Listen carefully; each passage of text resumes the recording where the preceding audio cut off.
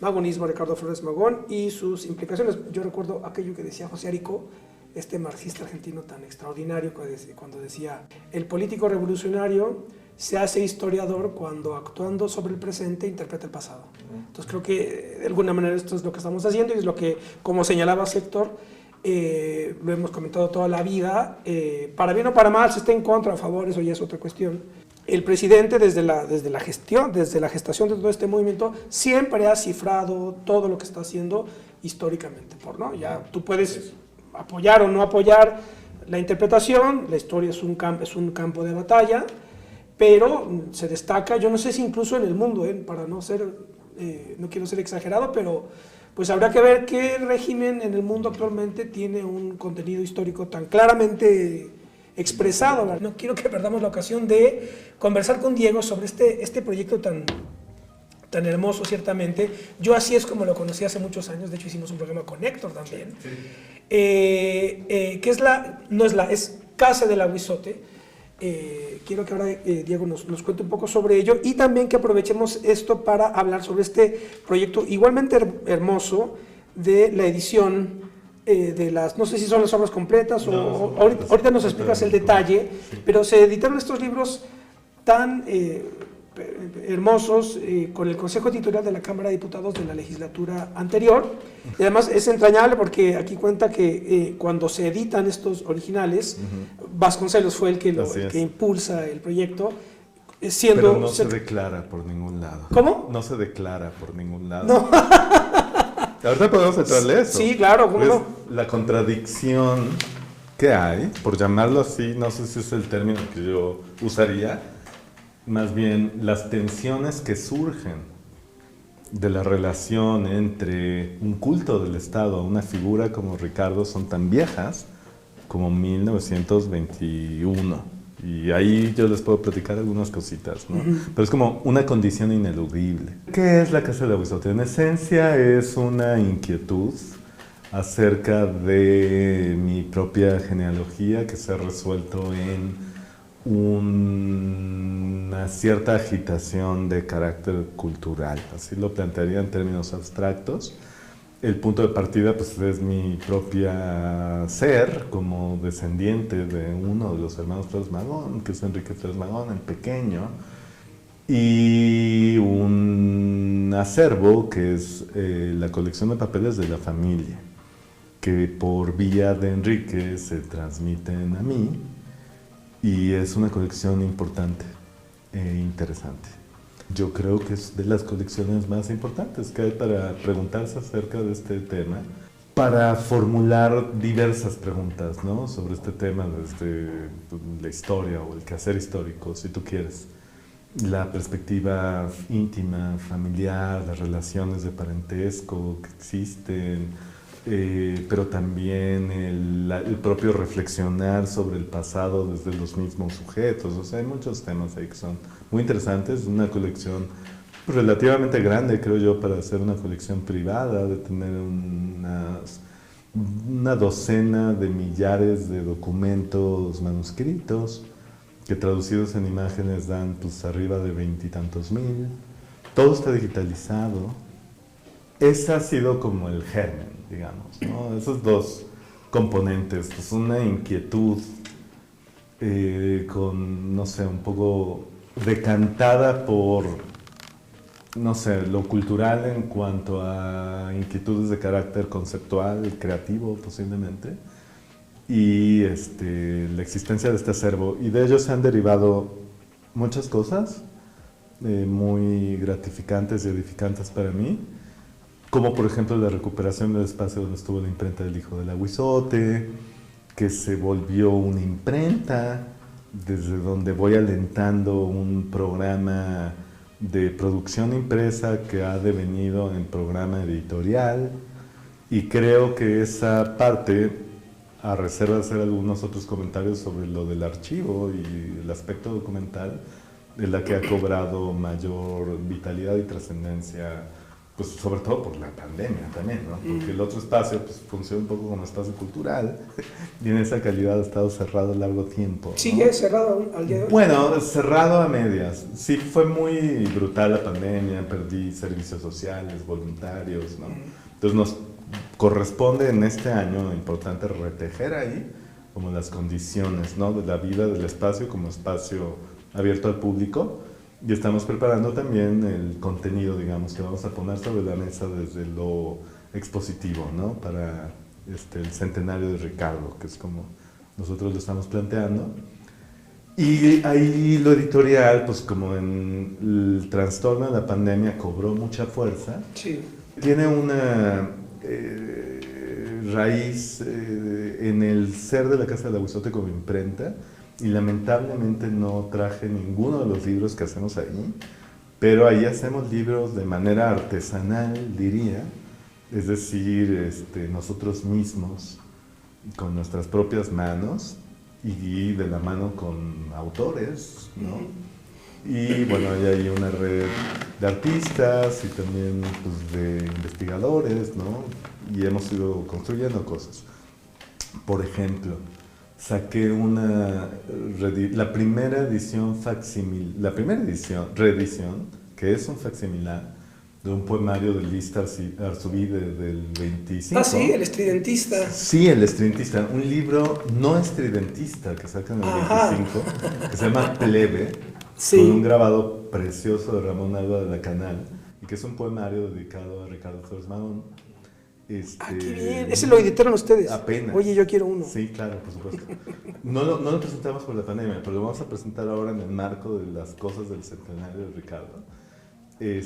Bueno, porque ojo, es el aniversario del estridentismo también. Cierto. El 21. Absolutamente. Es cuando apareció el manifiesto número 2. Eso, de Mapresarse, sale en el 21, sí. Lo cito como ejemplo, ¿no? De cómo pues ahí se ha hecho una tejedumbre interesante entre el archivo, porque el libro de Liz sale de la colección de Enrique. De hecho, es un facsimilar de un ejemplar dedicado por Liz a Enrique. Okay. Y cómo eso pasa por la imprenta y se vuelve en un proyecto editorial que circula nuevamente, ¿no? Hice hace poquito un libro sobre mujeres anarquistas, un ensayo de una investigadora de la UACM, muy padre. Vamos a hacer un replanteamiento de ese libro ampliado con textos de ellas. Y lo hago, además de esos ejercicios, más en una escala orgánica, diría. Encontré un conjunto de cómplices y aliados muy interesantes en el Congreso desde la legislatura anterior, como para algunos de estas ideas darles posiblemente mayor formalidad, diría, editorial, y circularlos en una escala mucho más amplia, ¿no? Y ha sido muy fructífero, hemos sacado ya ni te sé decir cuántos, ¿no? Pero sí, una biblioteca en realidad hemos conformado de textos entre reediciones de clásicos que a mí me parecen fundamentales, libros así de texto, ¿no? Como la obra de Florencio Barrera Fuentes sobre la etapa precursora, que todo el mundo, o sea, es como espina dorsal, ¿no? De lo que se escribe a la fecha. Y libros originales, como por ejemplo una antología que yo hice de textos de carácter testimonial, que justo retrata, creo que ese es el sentido de esa publicación, la enorme diversidad, complejidad y extensión de aquello que se entiende por Partido Liberal Mexicano como un campo, en realidad, ¿no? De estudio muy interesante. Lo último que sacamos, bueno, hice una edición facsimilar de la primera época de Regeneración. Sí, claro. Les comento que vamos a hacer... ¿Solo es la primera época? Esa. ¿Cuál es el subtítulo de Bueno, tuvo dos. Tuvo dos. Su primera época empezó como periódico jurídico independiente. Sí. Y a partir de diciembre de 1900 cambia de nombre a Periódico Independiente de Combate. Sí. Porque la primera época era explicar todas las cuestiones legales de los juzgados para explicárselo al pueblo, a la gente, sí, ¿no? Sí. Digamos que abren un frente de ataque lateral a la dictadura. Sí. que es las malas prácticas judiciales, ¿no? Y como redundan pues en el interés de los poderosos de la época, ¿sí? Y como pues en realidad son base de pues la estructura de poder dictatorial, ¿no? De 10. Entonces, bueno, un ejercicio muy una edición preciosa que se presentó ahí en San Ildefonso, ¿no? Exacto, bueno, les confieso, ¿no?, que vamos a cometer la edición facsimilar de la segunda y tercera épocas, que se ve imprenta próximamente. Es una cosa medio loca, porque el periódico, primera época, 1900-1901, clausura y no hay más regeneración, hasta el exilio en 1904, y cambia de formato, se vuelve un periódico grande, un broadsheet, como dicen los gringos, del formato carta que tenía en aquella época, de 16 paginitas semanal. Cambia, ¿no?, a ese formato grande, y el modo como lo resolví fue en una cajita. La ventaja, ¿no?, de ese formato grande es que es un solo pliego por número. Un solo pliego doblado en 2 que te da 4 páginas. Y entonces me pareció que no era descabellado presentarlos sueltos, dado que no existe el riesgo de revolver las páginas, ¿no?, entre los distintos números, sino que siempre es un solo pliego, ¿no? Y así va a ser una cajita que contiene tu segunda y tercera épocas, 1904-1906, que es cuando se publica el programa del Partido Liberal y todo el proceso, ¿no?, de deliberación al que me refería. Eso se edita también con el Consejo Editorial. Sí, señor. Se va a imprenta, es inminente. Okay. Entonces yo considero que para marzo sin duda lo vamos a tener. Y también una reedición de El joven Ricardo Flores Magón, que es un texto muy valioso de José C. Valadez. Creo que es la primera, después de la de Diego Abad de Santillán, que es un ejercicio biográfico del 24 por ahí. José C. Valadez escribe un ejercicio mucho más riguroso desde el punto de vista histórico. Era un historiador. Sí, claro. Además de un periodista y divulgador muy interesante. Sí, genial, Valadez. Y un hombre de izquierda, en fin, una figurota, ¿no? Escribe esta como cosa muy a mano alzada, muy bien documentada, porque él cuenta al principio cómo tuvo acceso a las colecciones de Librado Rivera, de todo el mundo, y además entrevistó a muchos de ellos, Antonio Villarreal y tantos otros, que andaban por ahí todavía en esa época, y escribe una semblanza de Ricardo asombrosamente exacta en términos empíricos por la época en que se escribe, ¿no? Y además muy ligera, o sea, son 80 paginitas, una maravilla, de librito, lo menciono como otro ejemplo, y que pues, es el resultado de un esfuerzo bastante grande, aquí a cámara, que es una reedición de unos libros trascendentes que publicó otro militante del Partido Liberal Mexicano muy joven, que se llamaba Nicolás Tebernal, y que regresa a México por ahí de los 20 y emprende el proyecto absolutamente obvio, necesario, urgente de agarrar la obra de Ricardo, que estaba en los periódicos solamente, y presentarla en forma de libro, que estaba en periódicos, y eso significa pues, periódicos de 5 años atrás, de circulación semiclandestina, ¿no? Sí.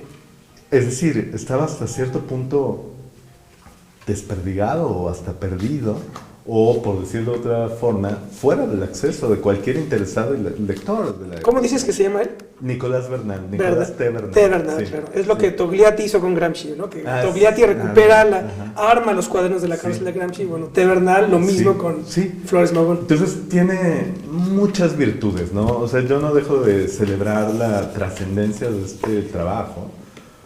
Por ejemplo, bueno, empieza a juntar lo escrito por Ricardo e inmediatamente reconoce que se distribuye en lotes que son distintos géneros literarios, ¿no? Claro. Artículos, que es decir, o sea, yo no creo que sea forzado pensarlos en realidad como ensayos históricos de actualidad política, con una perspectiva ideológica muy definida. Sí. Y son ejercicios de expresión verbal magistrales. O sea, sin duda, el género en el que descuella Ricardo como escritor es ese llamado artículo, ¿no? Discursos que dicen que él no era muy bueno para hablar en público, y será por eso que llevaba escritos siempre sus discursos y luego se publicaban en Regeneración, ¿no? Bueno, están los discursos. Estos libros le dan presencia a una ausencia muy grande que es la de Ricardo, que de no ser por estos libros yo creo que habría tenido una vida como leyenda, como eco, como fantasma solamente. Tenemos que irnos. Les agradezco muchísimo que hayan estado con nosotros. Es un placer siempre platicar. Recuérdanos la página de, bueno, redes, lo que sea, del sitio. Casa del Aguizote. Casa del Aguizote. Casa del Aguizote. ¿Y esto dónde se consigue o cómo hay que hacerle?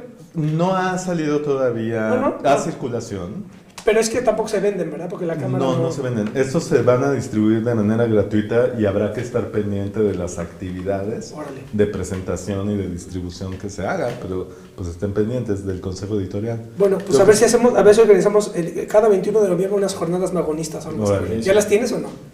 Claro, ¿Sí? Pero claro, sí, por supuesto. Bueno, en este año se van a organizar muy bien. Cosas bien interesantes, ¿no? Pues ya está. Muchísimas gracias a Diego, gracias Héctor.